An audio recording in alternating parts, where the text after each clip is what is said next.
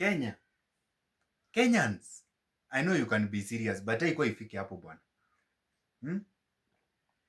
Hatukuwa tufike hapo kwa kupiga police search. Juzi nimeona hapa Olkalau sijui kulikuwa na by election. Sasa wananchi wameamua kwa sababu nyinyi hamwezi chunga kura zetu, tunaenda tuzipige na tuzichunge. Kwa sababu hatuwezi waamini na kura zetu, sisi ndio tumezipiga na sisi ndio tutazichunga. So what happened? Wakenya wakaenda vizuri peacefully, wakapiga kura. Alafu after wamepiga kura wakatoka hapo nje ya gate na wakatulia. Alafu sasa polisi wanaingia pale ndani. Kura zimekamilika kupigwa. Wakaambiwa mnaingia wapi?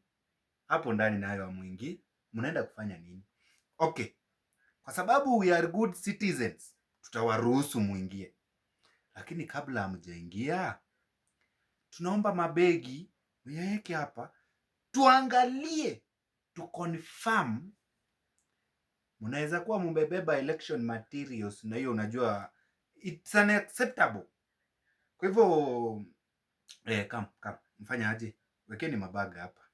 Wakafungua one after the other. Wewe hujabeba ballot papers, unaweza ingia wewe, unaweza ingia wewe, until the last person. Kenya, I know you can be serious, but this one is more than serious bwana. Hapana, nimewaogopa.